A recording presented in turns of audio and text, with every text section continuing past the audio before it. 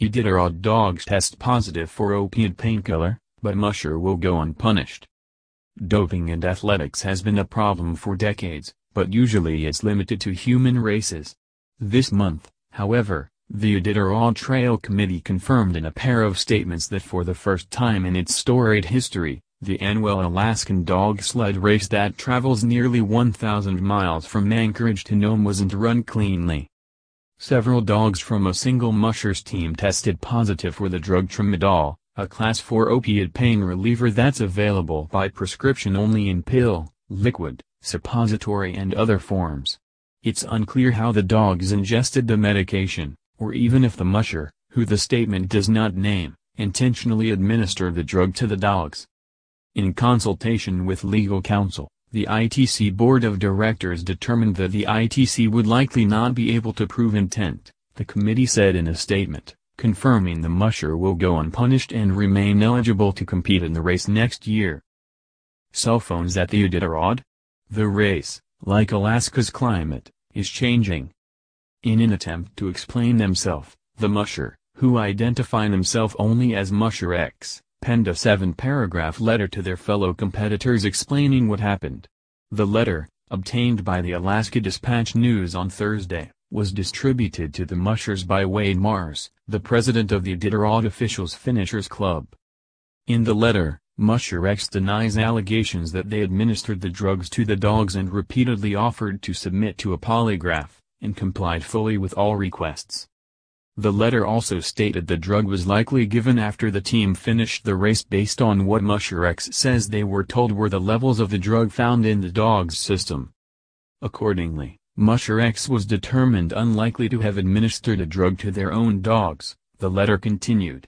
Musher X was led to believe that the head veterinarian and race marshal suspected either an accident or possibly foul play in the Nome dog lot or food bags. They assured Musher X the issue was over, no further action was necessary, and that measures were being taken to increase security of the food drops, checkpoints, and the Nome dog yard. Iditarod dog race blames PETA for loss of major sponsor. The Iditarod Committee's statement, however, gives a somewhat more flexible timeline regarding when the dogs may have ingested the drugs. While it didn't rule out the possibility of post-race administration, it left open the possibility that it may have been given during the race, as well, based on test results of urine obtained from the dogs 6 hours after they finished the race. It was estimated that the drug could have been administered somewhere between 15 hours before, and up until the time the team was tested in Nome, the Iditarod statement said. The incident has sparked a lot of speculation within the dog sled community, according to Iditarod board member and musher Aaron Burmeister, who spoke to the Associated Press on Wednesday. He said he did not know the identity of Musher X, but that only the top 20 finishers of the race are subject to having their dogs tested. The policy began in 1994. It's not a good situation, he said, as it casts suspicion on all 20 top finishers of the 2017 Iditarod, which concluded on March 18, as long as Musher X remains anonymous. The incident prompted the Iditarod to update its rulebook to make mushers responsible for proving their innocence, rather than the other way around, if their dogs are flagged with a positive drug tests. The way Rule 39 was previously written, it could have been interpreted to require the ITC to have proof of intent, the committee said in a statement. The revised rule now holds a musher strictly liable for any positive test unless the musher can establish, to the satisfaction of an independent review board by clear and convincing evidence, that the positive tests resulted from causes completely beyond their control. Positive tests that mushers can't rule out beyond their control could result in race disqualification or bans.